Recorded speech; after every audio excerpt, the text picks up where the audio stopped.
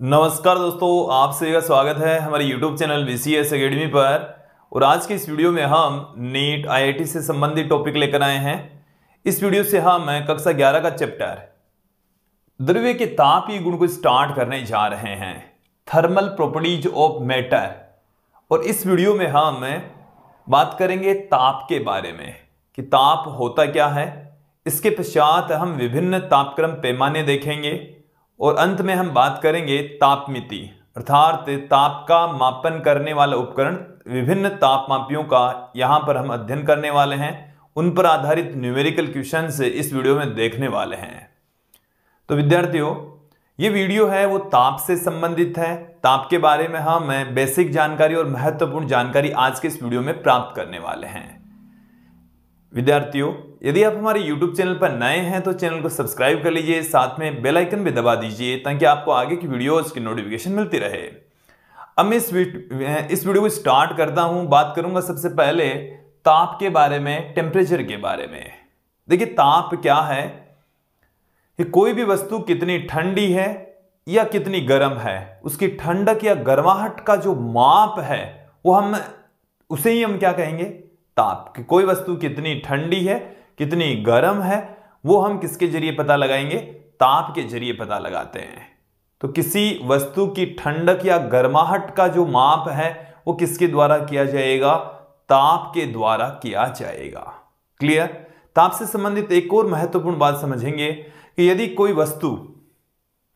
कोई वस्तु उष्मा का उत्सर्जन कर रही है तो देखिए, ये जो तापमान है वो उष्मा का ही प्रभाव होता है। जो टर्म हम यूज में लेते हैं, मूल भौतिक राशि होती है, ये उष्मा का ही प्रभाव होता है।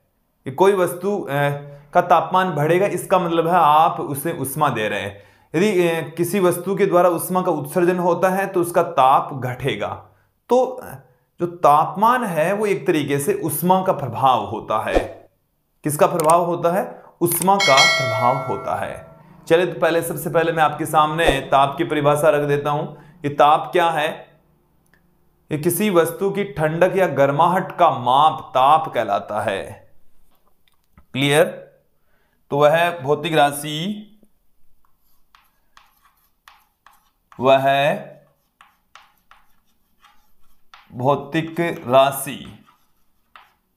ऐसी भौतिक राशि जो किसी वस्तु के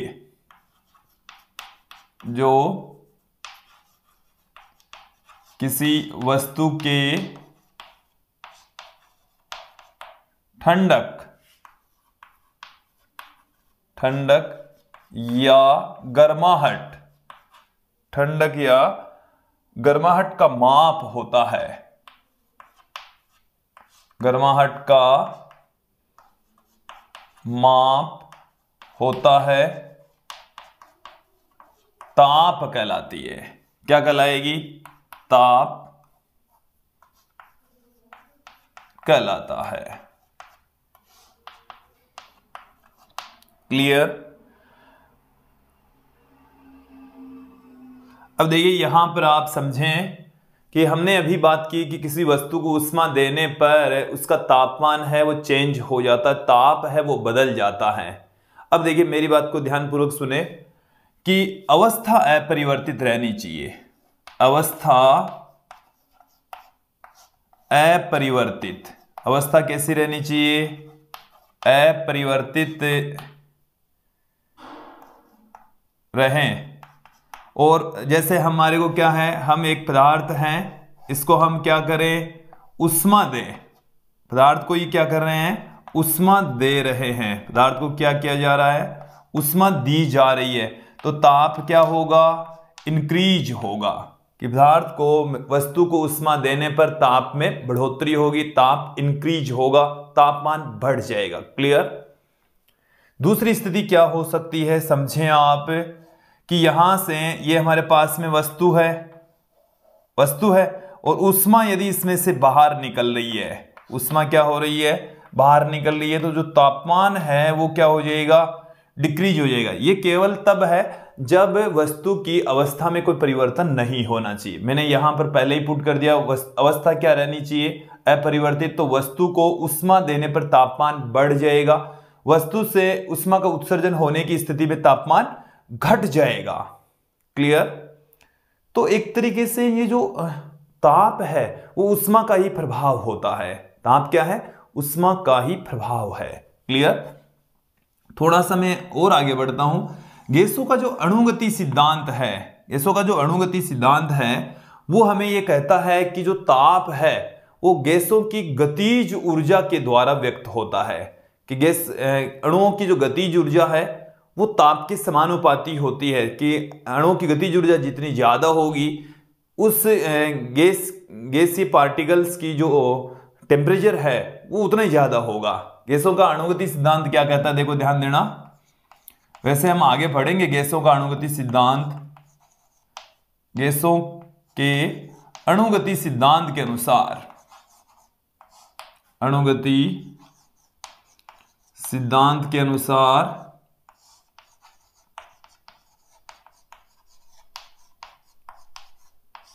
क्या होता है, देखिए ध्यान देंगे कि जो ताप है, ताप ये अणुओं की गतिज ऊर्जा के समानुपाती होता है। अणुओं की गतिज ऊर्जा के कारण क्रिएट होता है, गतिज ऊर्जा के समानुपाती होता है। तो इसको एकदम क्लियर कर ले। वैसे इसको हम प्रूफ भी करने वाले हैं। वैसे जैसे हम अणुगति सिद्धांत पढ़ेंगे तो हम इसको प्रूफ भी कर देंगे। क्लियर? अब देखिए दोस्तों, मैं थोड़ा सा और आगे बढ़ता हूं, बात करता हूं तापीय साम्य का मतलब क्या है। देखिए तापीय साम्य कह सकते हैं, उष्मीय साम्य कह सकते हैं। पहले मैं बात करता हूं कि तापीय साम्य है क्या। Thermal equilibrium. देखिए जब दो वस्तुएं एक दूसरे के पास में रखी हुई है और यहां से उष्मा का आदान प्रदान नहीं हो, उष्मा का आदान प्रदान नहीं हो रहा हो, तो वो तापीय साम्य में कहलाती है। दोनों वस्तुएं क्या होगी? उष्मा का आदान प्रदान, उष्मा का आदान प्रदान नहीं होना चाहिए। क्लियर?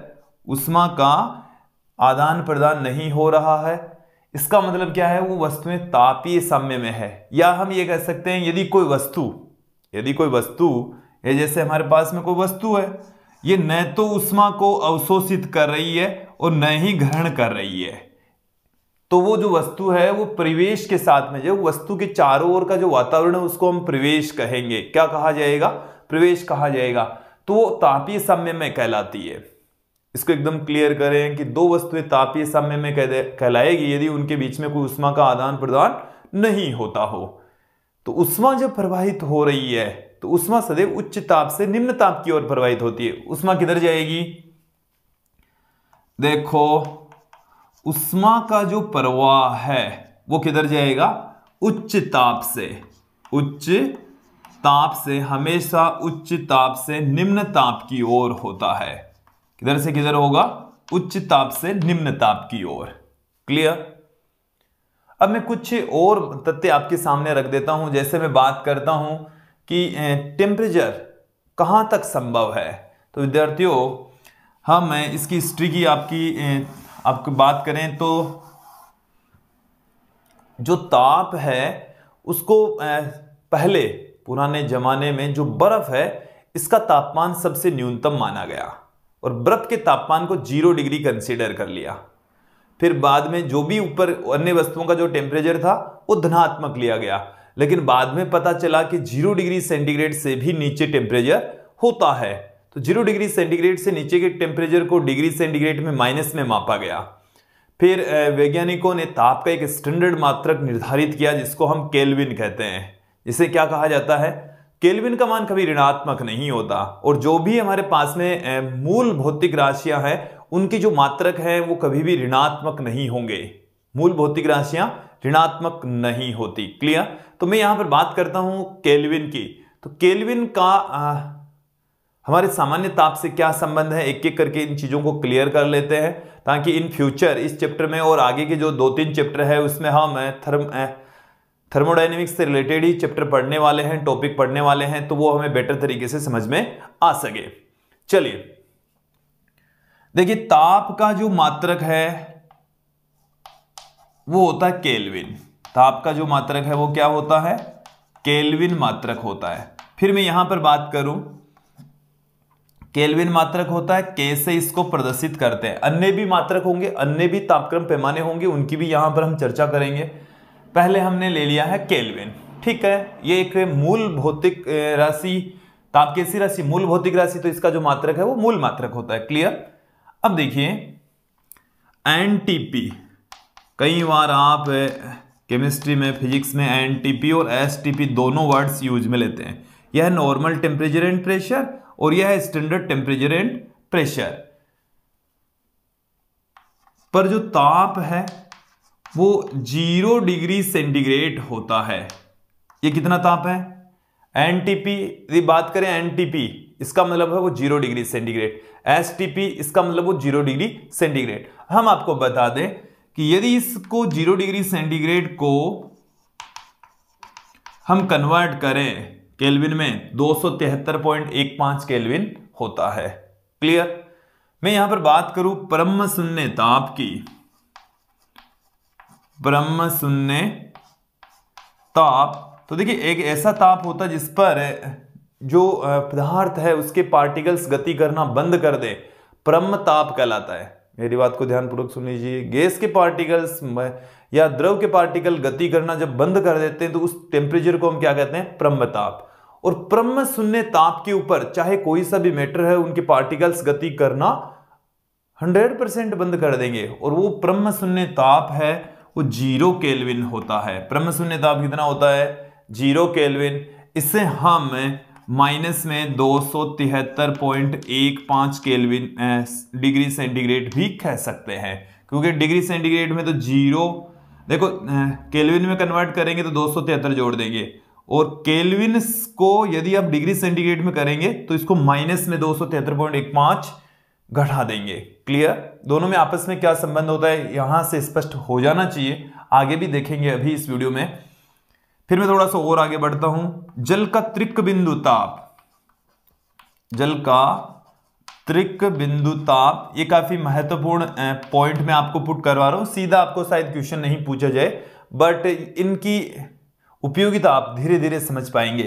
तो देखिए जल का त्रिक बिंदु ताप, त्रिक बिंदु एक ऐसा बिंदु है जहां पर जो जल है वो ठोस, द्रव, गैस तीनों अवस्थाओं में एक साथ पाया जाता है, और वो टेम्परेचर होता है 0.01 डिग्री सेंटीग्रेड, जिसे हम 273.16 केल्विन कह सकते हैं। 273.16 केल्विन इसको कहा जा सकता है। क्लियर? अब मैं बात करूं कि न्यूनतम जो संभव ताप है, प्रायोगिक ताप है, लैब में जो ताप है वो कितना हो सकता है? देखिए न्यूनतम जो टेम्परेचर है वो 0 केल्विन हो सकता है। कितना हो सकता है? 0। अधिकतम की कोई सीमा नहीं है, लेकिन व्यवहारिक रूप में प्रयोगशाला में कितना हो सकता है?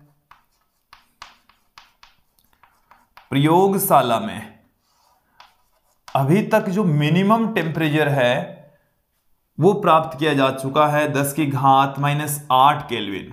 मिनिमम तो कितना प्राप्त कर लिया है? 10⁻⁻8। ये माइनस में नहीं है, ये 0.000001 केल्विन है। क्लियर? और मैक्सिमम जो टेम्परेचर है लैब के अंदर वो 10⁻8 केल्विन प्राप्त किया जा चुका है। क्लियर? फिर हम बात करते हैं सूर्य का ताप।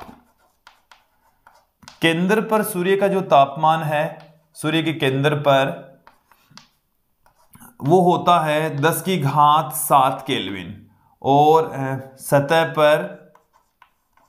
सतह का जो तापमान होता है सूर्य की सतह का वो होता है 6000 केल्विन, 6000 केल्विन। और केंद्र जो क्रोड होती है उसका टेम्परेचर कितना होता है? 10⁻7 केल्विन।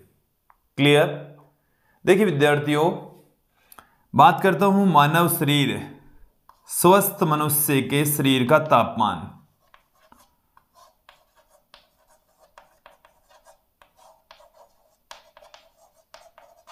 शरीर का ताप, स्वस्थ यदि मनुष्य है तो उसके शरीर का जो तापमान है वो 37 डिग्री सेंटीग्रेड होता है। कितना होता है? 37 डिग्री सेंटीग्रेड। लेकिन आपने कई बार सुना होगा हमें बुखार चढ़ जाती है, 104 डिग्री सेंटीग्रेड की बुखार चढ़ जाती है, तो वो बोलने में गलत बोला जाता है। 104 डिग्री सेंटीग्रेड में नहीं है, वो 104 डिग्री फ़ारेनहाइट में होता है। डॉक्टर लोग जो तापमापी यूज में लेते हैं वो कौन सा है, 104 डिग्री, सॉरी स्वस्थ मनुष्य का तो 98.6 डिग्री फ़ारेनहाइट ही होता है। क्लियर। यदि आप 37 डिग्री सेंटीग्रेड को फ़ारेनहाइट में कन्वर्ट करेंगे तो 98.6 डिग्री फ़ारेनहाइट प्राप्त होगा। क्लियर। तो ये हमने कुछ महत्वपूर्ण बिंदु तथ्य जो ताप से रिलेटेड है वो हमने आपके सामने रखे हैं, और मुझे उम्मीद है यहां तक तो आपको समझ में आ गया होगा। अब देखिए, हम विभिन्न तापमापी पैमाने यहां पर यूज में लेने वाले हैं। एक एक करके हम उनको देखेंगे, समझेंगे कि देखिए हमारे पास में कौन कौन से तापक्रम पैमाने हैं, और इनमें से आप देखिए कौन कौन से पहले से जान चुके हैं। केल्विन के बारे में आप जानते हैं और डिग्री सेंटीग्रेड के बारे में आप अच्छे से जानते हैं। कुछ तापमापी पैमाने हैं जैसे र्यूमर है, रेकाइन है, फ़ारेनहाइट बहुत कम, लेकिन आपने फ़ारेनहाइट का भी नाम सुना होगा। चलिए इनको क्लियर करते हैं, है क्या।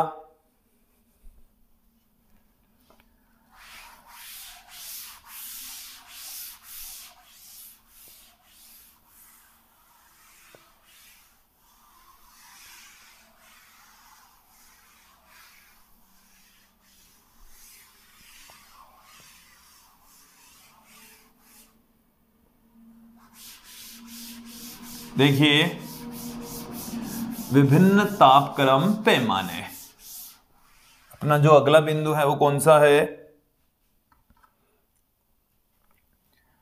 तापक्रम पैमाने।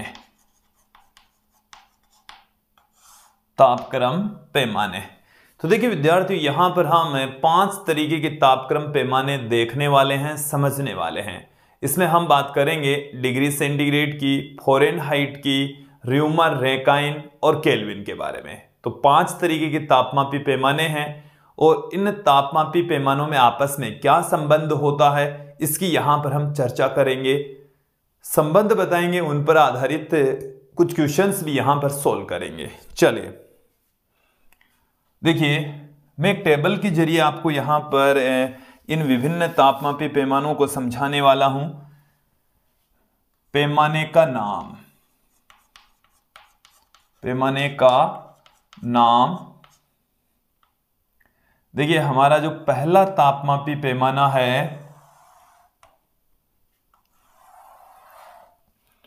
वो तापमापी पैमाना है डिग्री सेंटीग्रेड या सेल्सियस। सेल्सियस तापमापी पैमाना। फिर देखिए दूसरा जो तापमापी पैमाना है वो है फ़ारेनहाइट। फ़ारेनहाइट तापमापी पैमाना। र्यूमर, तीसरा कौन सा है, र्यूमर। चौथा है रेकाइन, और पांचवा हमारे पास में है केल्विन तापमापी पैमाना। क्लियर। अब देखिए इनमें जो मात्रक यूज में लेते हैं या जो डिग्री के संकेत हैं वो क्या क्या हैं। डिग्री के संकेत समझ लीजिए, डिग्री सेंटीग्रेड या डिग्री सेल्सियस में इस तरीके से degree Fahrenheit, degree Reaumur, degree Rankine, Rankine को RA से, और केल्विन को कैसे प्रदर्शित करेंगे। क्लियर हो जाना चाहिए यहां तक। फिर देखिए इसमें हम इन तापमापी पैमानों में हिम बिंदु तथा भाप बिंदु की यहां पर हम चर्चा करेंगे। हिम बिंदु, हिम बिंदु क्या है इसको एकदम क्लियर कर लीजिए। जहां पर जल, ऐसा ताप जिस पर जल है वो बर्फ में कन्वर्ट हो जाए, क्या है, हिम बिंदु कहलाता है। जल क्या हो जाए, बर्फ में कन्वर्ट हो जाए तो उसको हिम बिंदु, तथा जल भाप में कन्वर्ट हो जाता है तो उस ताप को हम भाप बिंदु कहेंगे। क्या कहा जाएगा, भाप बिंदु। तो हिम बिंदु तथा भाप बिंदु, इन दोनों को यहां पर हम देखेंगे। फिर उसके पश्चात हिम बिंदु और भाप बिंदु का अंतर यहां पर हम ज्ञात करेंगे। हिम बिंदु और भाप बिंदु ज्यादा रहेगा, हिम बिंदु कम रहेगा। इनके मध्य आपस में यहां पर इसके पश्चात हम इनके मध्य आपस में संबंध स्थापित करेंगे। सबसे पहले देखिए degree centigrade, degree Celsius. Him बिंदु, इसका हिम बिंदु होता है 0 डिग्री सेल्सियस। कितना होता है? 0 डिग्री सेल्सियस। और भाप बिंदु होता है 100 डिग्री सेंटीग्रेड। भाप बिंदु और हिम बिंदु का जो अंतर है वो 100 होता है। फ़ारेनहाइट तापमापी पैमाने में हिम बिंदु 32 डिग्री फ़ारेनहाइट और यह है 212 डिग्री फ़ारेनहाइट और अंतर होता है 180 का। र्यूमर जो तापमापी पैमाना है उसमें 0 डिग्री र्यूमर और यह है 80 डिग्री र्यूमर और इनका जो डिफरेंस है वो 80 का होता है। फिर है रेकाइन, तो रेकाइन में ये हमारे पास में है 460 डिग्री रेकाइन और यह है 672 डिग्री रेकाइन और यहां से इन दोनों के बीच में 212 का डिफरेंस होता है। कितने का डिफरेंस होता है? 212 का। केल्विन के अंदर 273.15 केल्विन और यह है 373.15 केल्विन और इनमें भी अंतर है वो 100 का ही होता है। क्लियर? अब देखिए विद्यार्थियों, इनके मध्य आपस में क्या संबंध होता है। ये तो मैंने 5 तरीके के तापक्रम पैमाने बताए हैं, तापमापी पैमाने बताए हैं। इनमें जो टेम्परेचर है उसको इस तरीके से लिखेंगे, degree centigrade, degree Fahrenheit, degree Reaumur, Rankine. इसमें केल्विन में डिग्री नहीं लगा रहे हैं। क्लियर? और इनके हिम बिंदु मतलब इस तापमापी पैमाने में तो बर्फ इस टेम्परेचर पर बन जाती है। जल किस टेम्परेचर पर बन जाता है? 0 डिग्री पर। फ़ारेनहाइट में 32 डिग्री फ़ारेनहाइट पर, र्यूमर में 0 डिग्री र्यूमर पर और रेकाइन में 460 डिग्री रेकाइन पर बनता है और केल्विन के अंदर 273.15 केल्विन पर बनेगा। क्लियर? इसी प्रकार से भाप बिंदु सेल्सियस में 100 डिग्री सेल्सियस पर, फ़ारेनहाइट में 212 डिग्री फ़ारेनहाइट, र्यूमर में 80 डिग्री र्यूमर और रेकाइन में 672 डिग्री रेकाइन और केल्विन के अंदर 373.15 केल्विन। अब इनके बीच में देखिए रिलेशन क्या होता है वो समझ लीजिए कि किसी बिंदु पर ताप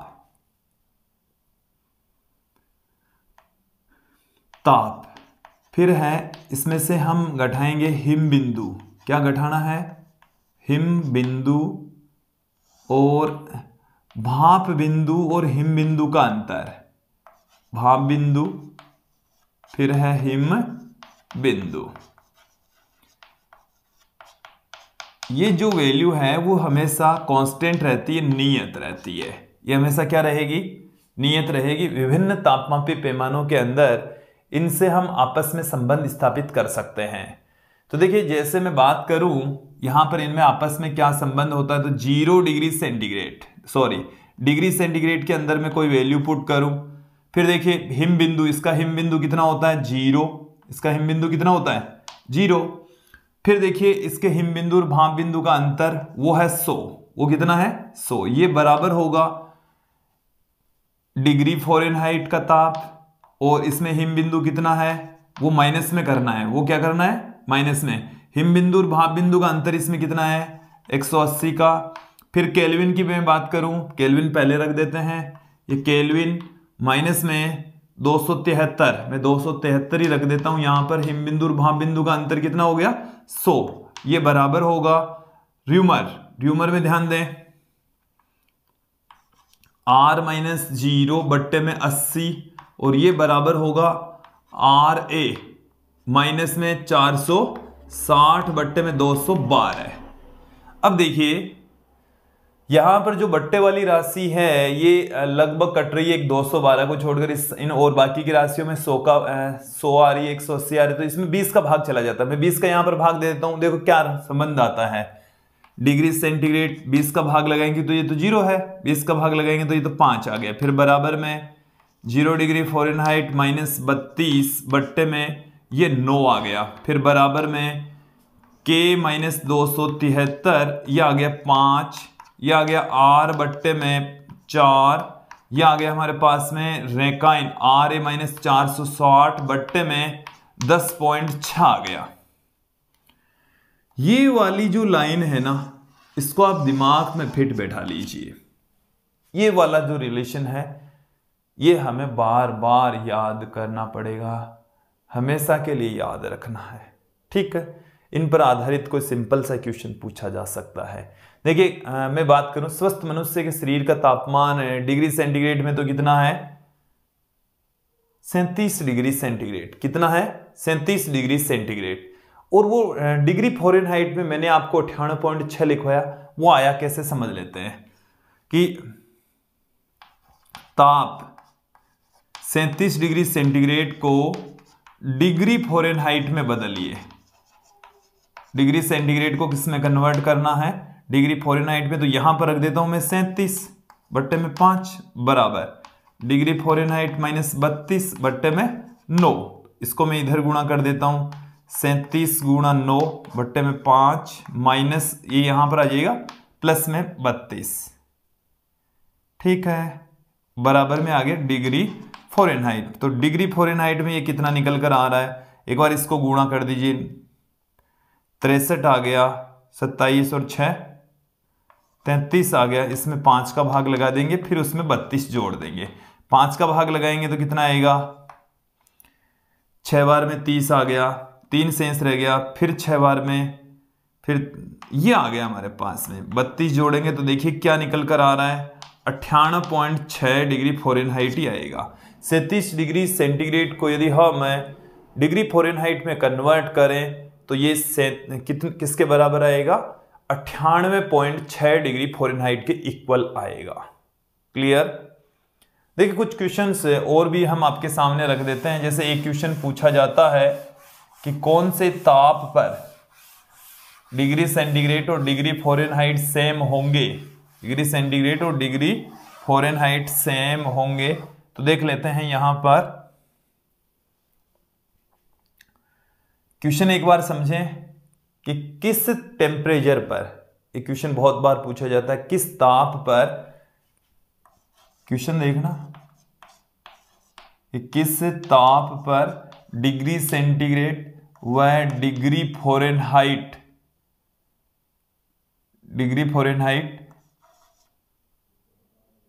के पाठ्यांक सेम होंगे, पाठ्यांक समान होंगे। कौन सा ताप होगा, मैं T डिग्री सेंटीग्रेड ले लेता हूं, तो इसमें पुट कर दें, इन दोनों में ही तो पूछा है। तो T बट्टे में 5 बराबर T माइनस 32 बट्टे में 9, इसको मैं इधर गुणा कर दूं तो ये 9T, इसको मैं इधर गुणा कर दूं तो 5T, माइनस में 32 को 5 से गुणा कर दीजिए, इसको बराबर के इस तरफ ले जाएंगे तो 9T माइनस 5T बराबर, इसको गुणा करेंगे तो माइनस में कितना आ गया 160, तो 4T बराबर आ गया माइनस में 160, T बराबर आ गया 160 बट्टे में 4, तो यह आ गया माइनस में 40। तो माइनस में 40 डिग्री सेंटीग्रेड, माइनस में 40 डिग्री सेंटीग्रेड कह दो किसी वस्तु का तापमान, या ये बराबर होता है माइनस में 40 डिग्री फ़ारेनहाइट के। 40 डिग्री फ़ारेनहाइट और 40 डिग्री माइनस में 40 डिग्री सेंटीग्रेड दोनों क्या होंगे, सेम होंगे, इक्वल होंगे। क्लियर। अब विद्यार्थियों हम बात करेंगे यहां पर तापमिति, थर्मोमेट्री।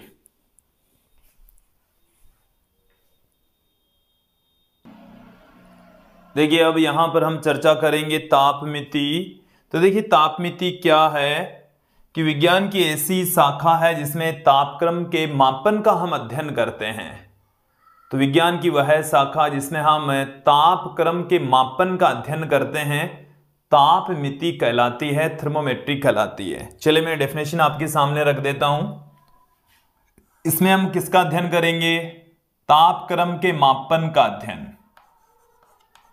तापक्रम के मापन का अध्ययन।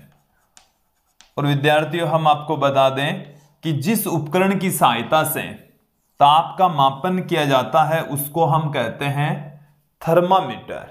क्या कहा जाता है, उसे हम तापमापी कहते हैं, सॉरी तापमापी कहते हैं। क्या कहा जाएगा? तापमापी थर्मोमीटर। क्लियर?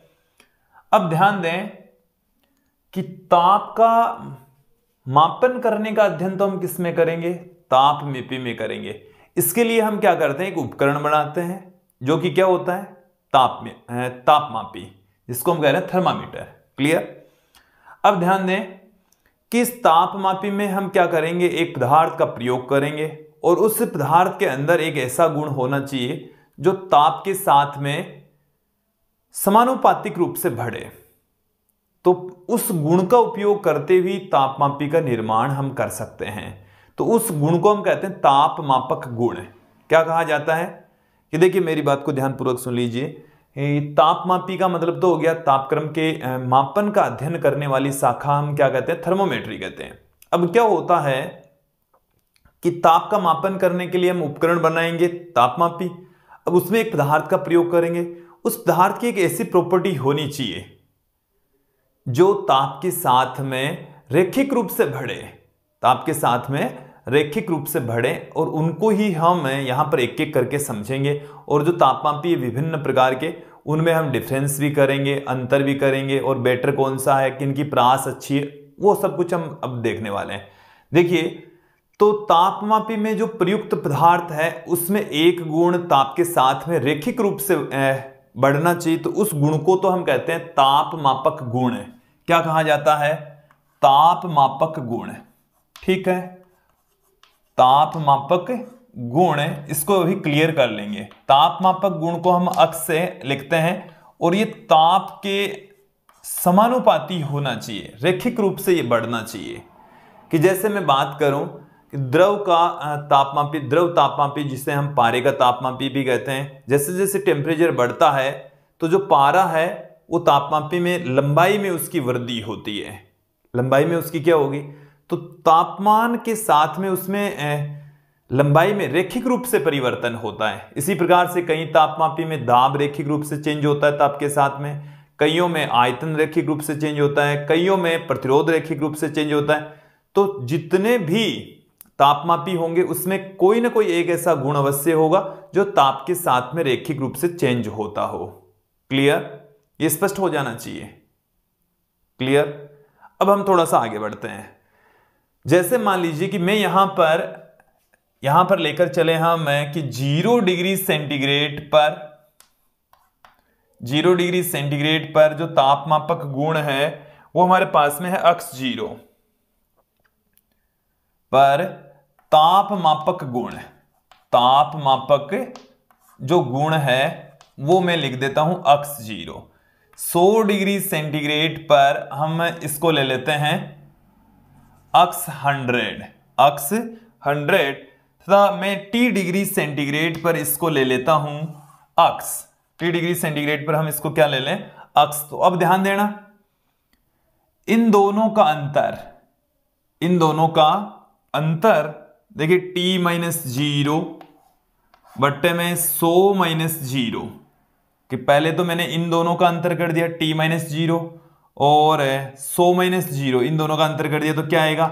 T पर तापमापक गुण कौन सा है? अक्स माइनस अक्स 0 बट्टे में अक्स 100 माइनस अक्स 0। ये रिलेशन होगा इनके बीच में। तो यहां से हम इसको क्या लिख सकते हैं? देखो ध्यान देना, T डिग्री सेंटीग्रेड बराबर, T डिग्री सेंटीग्रेड किसके बराबर आएगा? अक्स माइनस अक्स 0 अपॉन अक्स 100 माइनस अक्स 0 इंटू 100। क्लियर? इसी प्रकार से आप दूसरा तरीका देखें कि जल का जो त्रिक बिंदु तापमान होता है वो 273.16 केल्विन होता है। तो यदि हम जल के त्रिक बिंदु ताप को लेकर एक ऐसा, देखो ये रिलेशन है वो काफी महत्वपूर्ण संबंध है।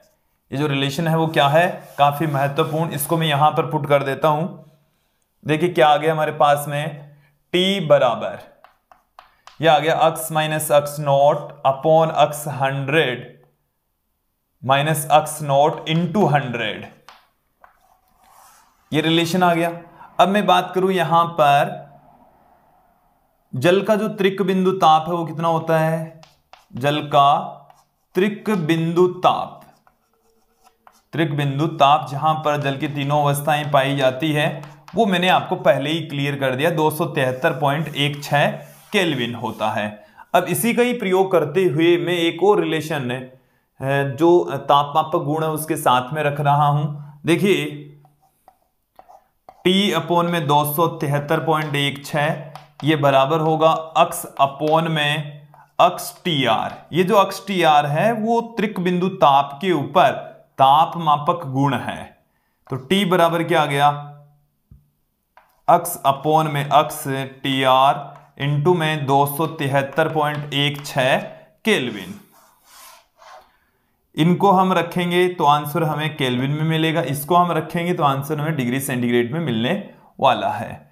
देखिए अभी तक हो सकता है आपको ये जो चीजें मैंने बताई है तापमापक गुण ये थोड़ा कम समझ में आया हो, लेकिन जैसे ही हम तापमापी और विभिन्न तापमापी पैमाने हम यहां पर पढ़ेंगे, तापमापी पढ़ेंगे तो बेटर तरीके से समझ में आ जाएगा, घबराना नहीं है। चलिए तापमापी, ताप का मापन करने वाला उपकरण। तापमापी क्या होता है, ताप का मापन करने वाला उपकरण है ये, ताप का मापन करने वाला उपकरण, ठीक है।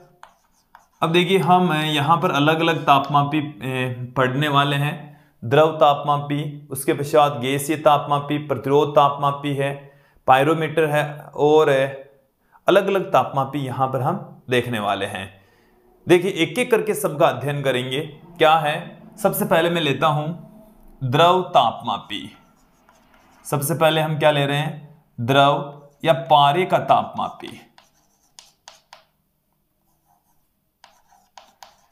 तो देखिए द्रव तापमापी में मोस्टली किसका प्रयोग किया जाता है, पारे का किया जाता है। किसका प्रयोग किया जाता है, पारे का। अब पारे का ही प्रयोग क्यों किया जाता है, क्योंकि ताप के साथ में इसमें जो प्रसार होता है, प्रसार है वो अत्यधिक होता है। प्रसार क्या होता है, अत्यधिक, साथ में समरूप होता है। पारे का प्रयोग करने के पीछे रीजन क्या है कि जैसे जैसे टेम्परेचर बढ़ता है तो इसमें प्रसार होता है और वो अत्यधिक होता है, साथ में एक समान रूप से इसमें प्रसार होता है। क्लियर। फिर मैं बात करता हूं और कौन सी खासियत है, तो इसका उष्मा चालकता अधिक होती है। उष्मा चालकता क्या होती है, अधिक, और उष्मा धारिता निम्न है। उष्मा चालकता अधिक, तो थोड़ी सी ही उष्मा मिलते ही इसमें प्रसार होने लग जाएगा। उष्मा चालकता अधिक और साथ में उष्मा धारिता कम। इसकी उष्मा धारिता क्या है, कम होती है। थोड़ी सी उष्मा ग्रहण करेगा तो अधिक प्रसार होगा। क्लियर। तो इन गुणों के कारण से ही हम पारे के तापमापी का प्रयोग करते हैं। देखिए क्या कैसा टेम्परेचर हम फाइंड आउट करते हैं। देखिए T degree centigrade, T degree centigrade. तो जो पारे का तापमापी होता है इसमें कांच में इस तरीके से यहां पर पारा भरा होता है। क्या भरा होगा, पारा यहां पर भर देते हैं। क्या भर देते हैं, और जैसे ही ये जैसे यहां पर बिल्कुल बारीक सी केस नली लगी होती है, और जैसे जैसे टेम्परेचर बढ़ता है ये जो पारा है इसमें ऊपर की ओर जाएगा, और यहां पर पाठ्यांक लिखे होते हैं तो आसानी से रीडिंग्स हम माप लेते हैं। तो जो पारे का तापमापी है, द्रव का तापमापी है, आपने देखा भी होगा, यूज में भी लिया होगा। देखिए मैं यहां पर एक रिलेशन बता रहा हूं यहां पर कि जब हम बात करें L not, L minus L not upon L 100 minus L not into 100, यह संबंध होता है। देखो ध्यान देना,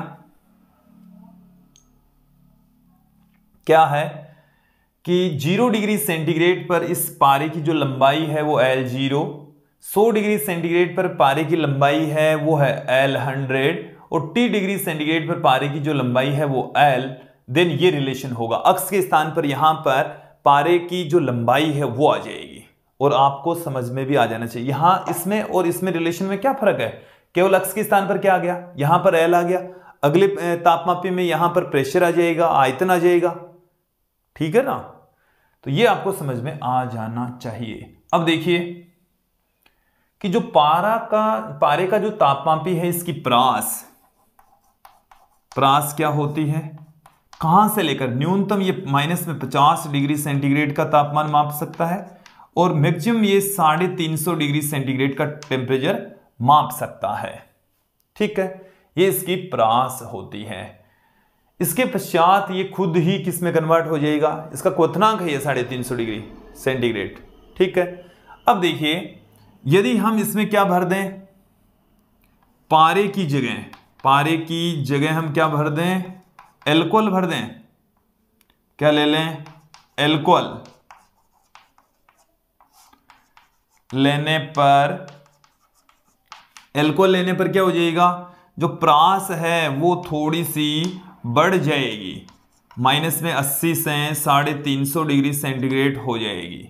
देखिए कई बार ऐसे भी पूछा जाता है कि आप पारे के तापमापी की परास बढ़ाने के लिए क्या करेंगे। तो देखिए हम यहाँ पर जो ऊपरी जो हिस्सा है, जो केस नली खाली पड़ी है, इस केस नली के अंदर हम क्या भर देते हैं, यहाँ पर उच्च दाब क्या होना चाहिए, उच्च N2 गैस भर देते हैं।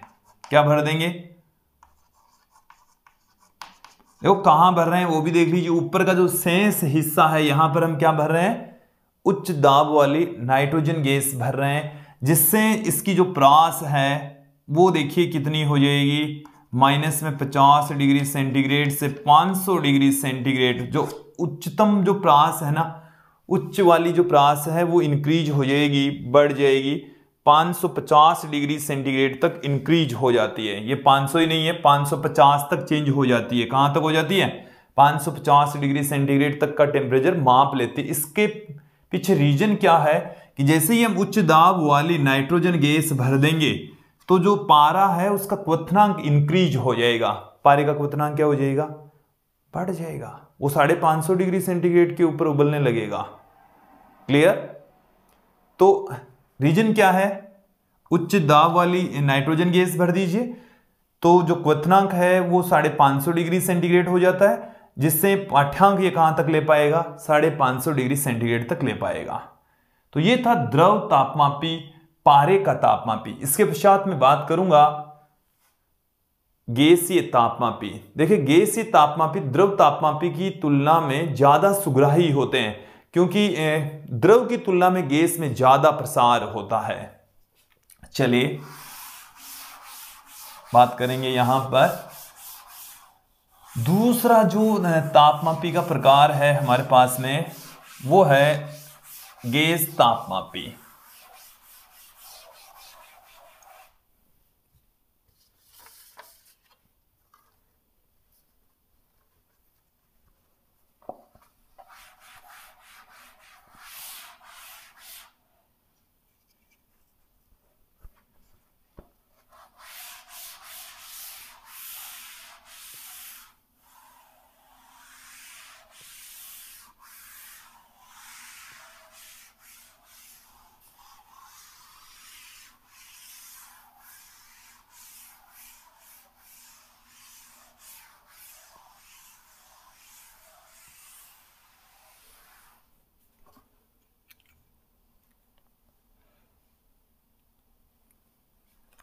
चलिए दूसरा जो तापमापी हमारे पास में है, दूसरा जो पार्ट है वो है गैस तापमापी।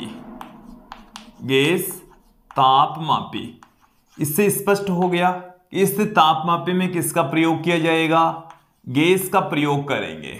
ठीक है, हो सकता है वो नाइट्रोजन गैस हो, हीलियम गैस हो, हाइड्रोजन गैस हो, गैस का प्रयोग करेंगे। गैस का प्रयोग करके ही हम क्या करते हैं, गैस तापमापी का निर्माण करते हैं।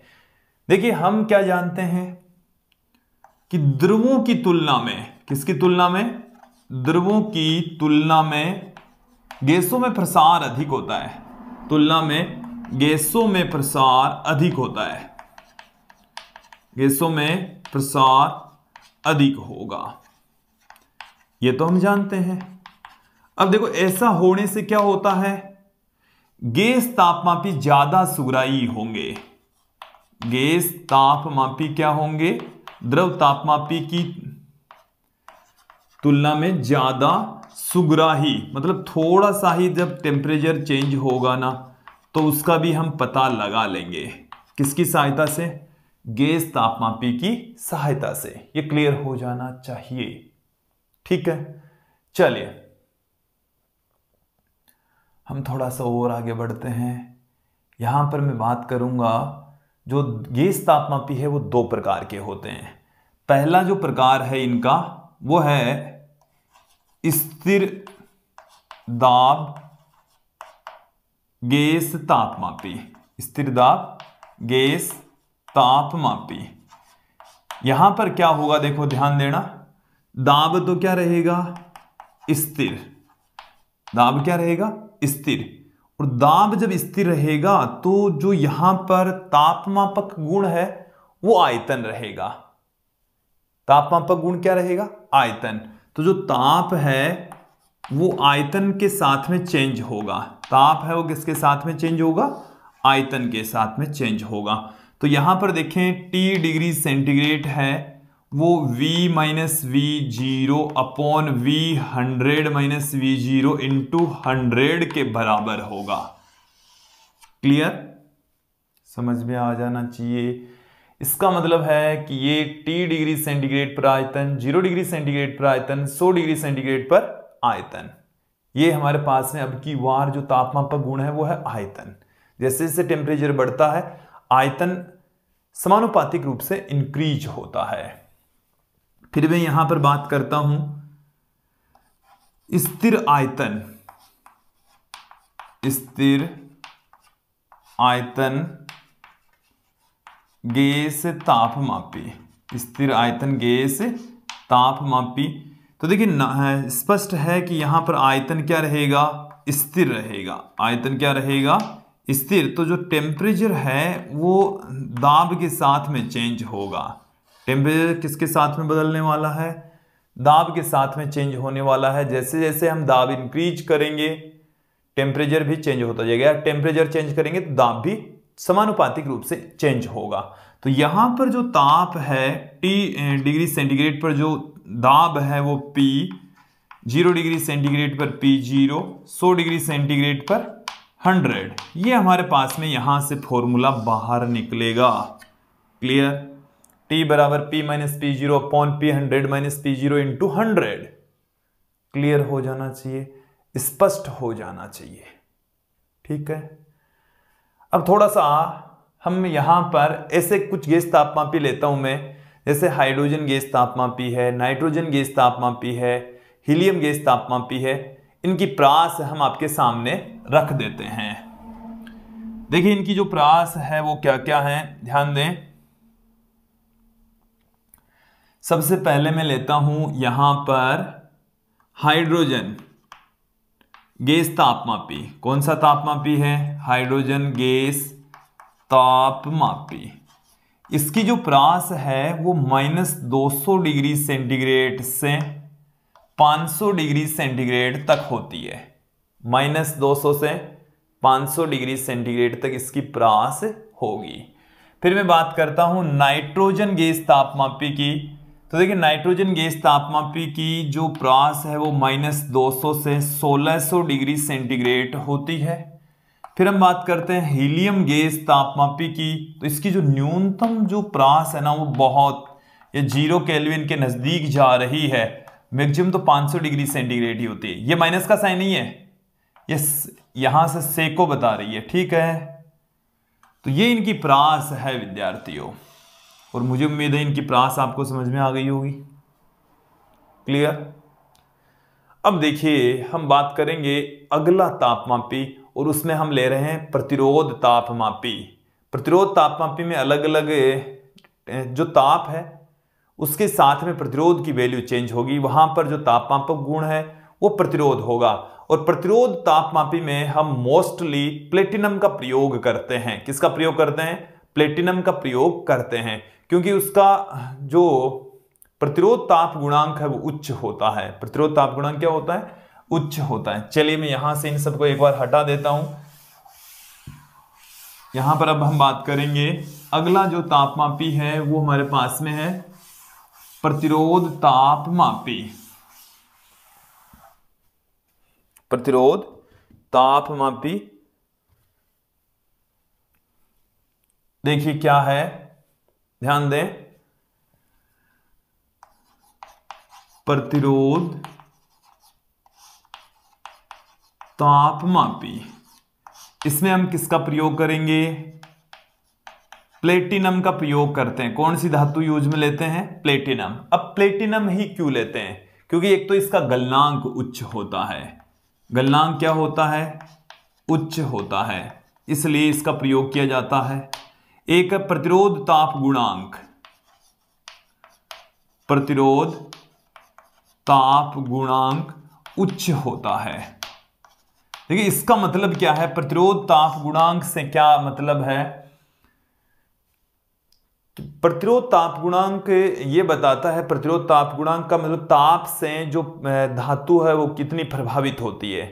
प्रतिरोध ताप गुणांक निम्न है, शून्य के नजदीक है, तो वो ताप से न के बराबर प्रभावित होगी। और किसी पदार्थ का यदि प्रतिरोध ताप गुणांक अधिक है, उच्च है, तो वो ताप के साथ में प्रभावित होगी।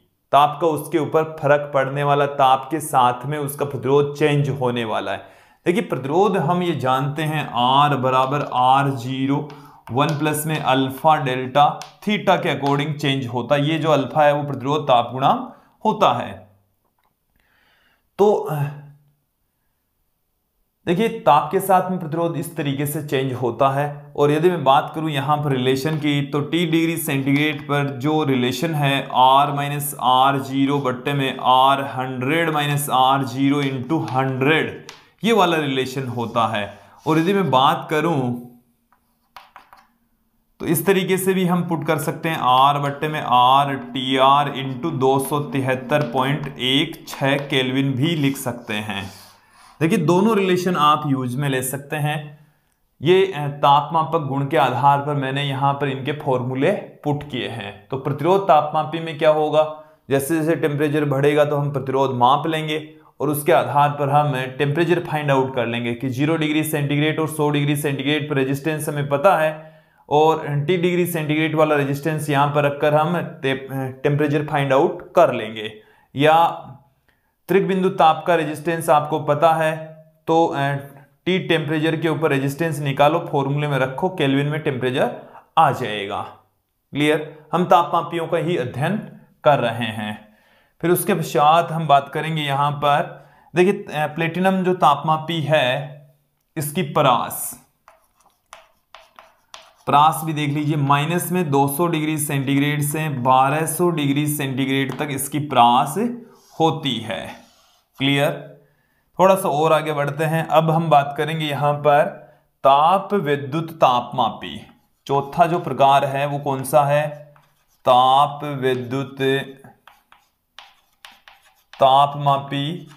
ये जो तापमापी है वो सीबेक प्रभाव पर आधारित है। कौन से प्रभाव पर आधारित है? सीबेक प्रभाव पर ये आधारित है।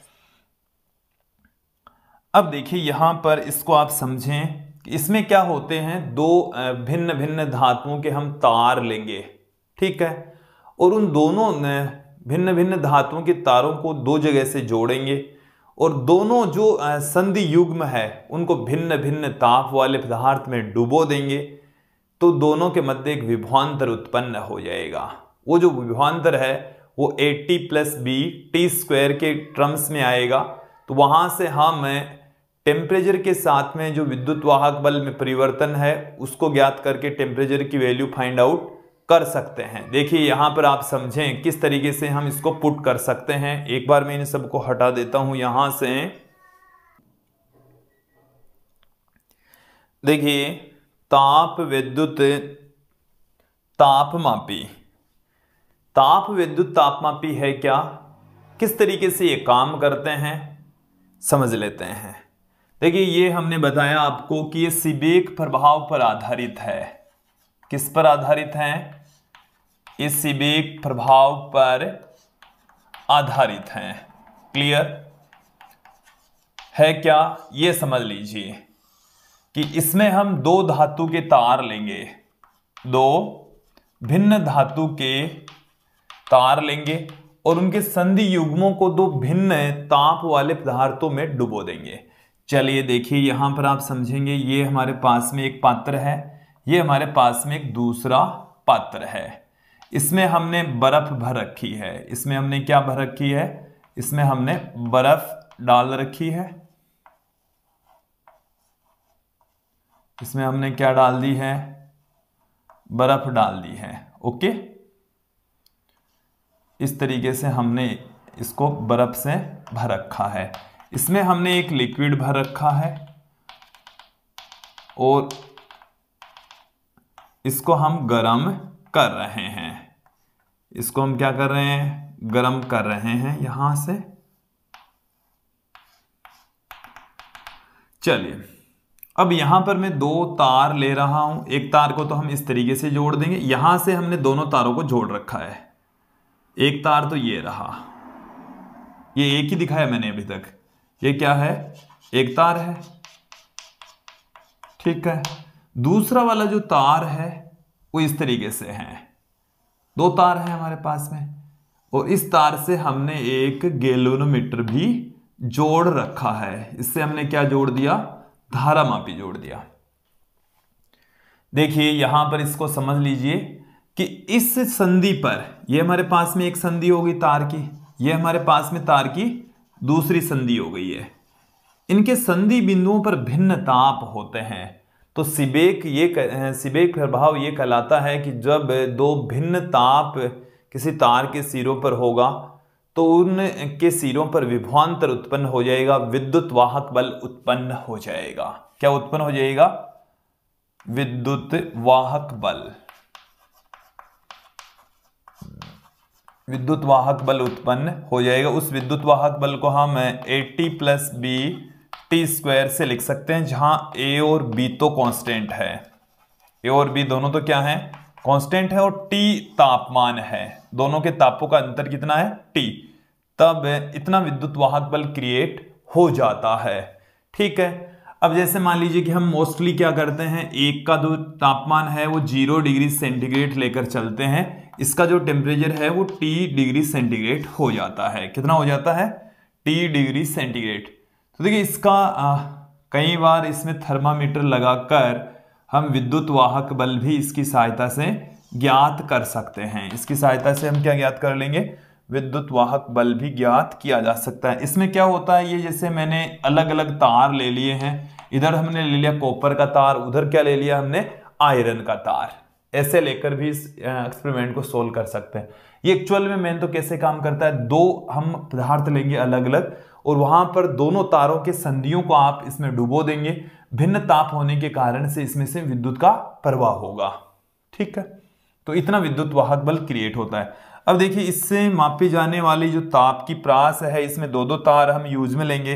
तांबा लोहा, जैसे मैंने आपको यहां पर दिखाया, तो तांबा और लोहा यदि आप ले रहे हैं तो उसकी जो प्रास है वो 0 से 0 डिग्री सेंटीग्रेड, क्योंकि एक जो टेम्परेचर है वो तो 0 है, ये वाला जो टेम्परेचर है वो क्या रहेगा? उच्च रहेगा, और ये 260 डिग्री सेंटीग्रेड तक हो सकता है। मैं और बात करता हूं, यहां पर लोहा और कॉन्स्टेंटन ले लें। हम क्या ले लें? लोहा और कॉन्स्टेंटन, ये मिश्र धातु है। देखिए इसमें भी हम 0 डिग्री सेंटीग्रेड से 800 डिग्री सेंटीग्रेड तक का टेम्परेचर माप सकते हैं। तीसरी में जो राशि ले रहा हूं, यहां पर टंगस्टन और मोलिब्डेनम है। टंगस्टन और मोलिब्डेनम,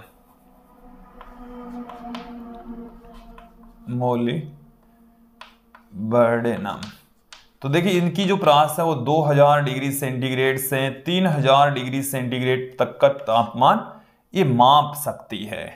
क्लियर?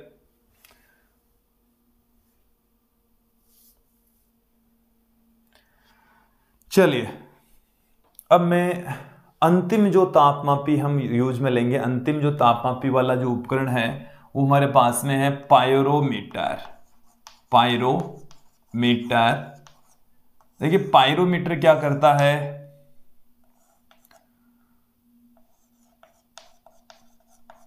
उष्मा अवशोषण के सिद्धांत पर यह काम करता है।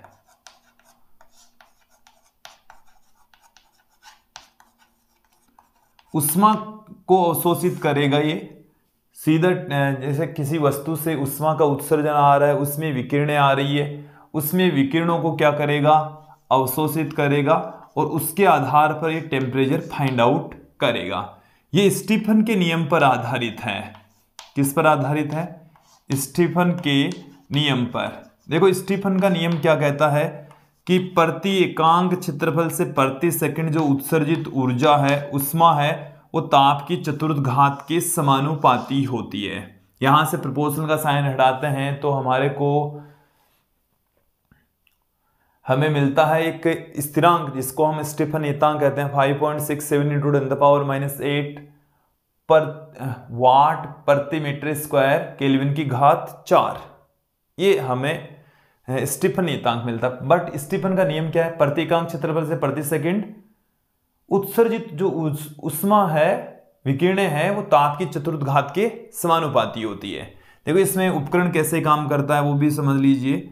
ये हमारे पास में एक भाग है इस तरीके का बेलनाकार, और यहाँ पर से उष्मा आ रही है। यहाँ पर क्या आ रही है? उष्मा। यहाँ से उष्मा इसको दी जाएगी और यहाँ पर एक फिलामेंट लगा होगा, और ये जो फिलामेंट है एक यहाँ पर धारा नियंत्रक से जुड़ा होगा, बैटरी है, कुंजी है, ये इस तरीके से एक सर्किट से जुड़ा हुआ है। क्लियर? और देखिए उष्मा यहां पर आपतित होने वाली है। क्या आपतित होगी? और यहां पर हम दूरदर्शी लगा रखा है हमने, हमारी आंख यहां पर लगी हुई है। ठीक है, चलिए, तो ये इस तरीके से काम करता है पायरोमीटर। स्टीफन के नियम पर आधारित है। और देखिए विद्यार्थी, इसकी सहायता से हम उच्च ताप का मापन करते हैं। 1200 डिग्री सेंटीग्रेड से 6000 डिग्री सेंटीग्रेड तक का तापमान का मापन हम इसकी सहायता से कर लेते हैं। इस नियम को लगाकर हम ज्ञात कर लेते हैं कि इसके प्रति एकांक क्षेत्रफल से प्रति सेकंड कितनी उष्मा प्रवाहित हो रही है। तो जितनी उष्मा प्रवाहित होगी तो उससे यहां से टी का मान हम फाइंड आउट कर लेंगे। फॉर्मूले की सहायता से टी का मान ज्ञात कर लेंगे।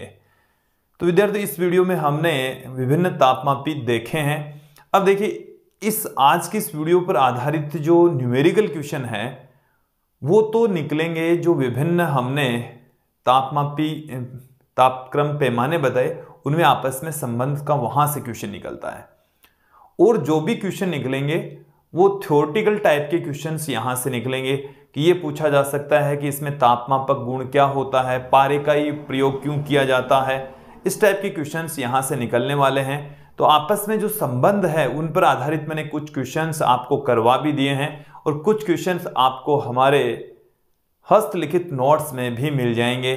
और उन्हें प्राप्त करने के लिए हमने इस वीडियो के डिस्क्रिप्शन में एक लिंक दे रखी है। उस लिंक को आप डाउनलोड कीजिए, हमारे ऐप को डाउनलोड कीजिए, और वहां से आप हस्तलिखित नोट्स प्राप्त कर सकते हैं इस चैप्टर के, इस टॉपिक के। क्लियर? आज के इस वीडियो में इतना ही। जो नेक्स्ट वीडियो होने वाला है वो ऊष्मीय प्रसार से संबंधित होने वाला है।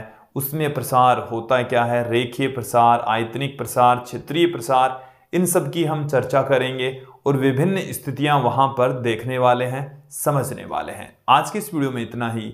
धन्यवाद दोस्तों।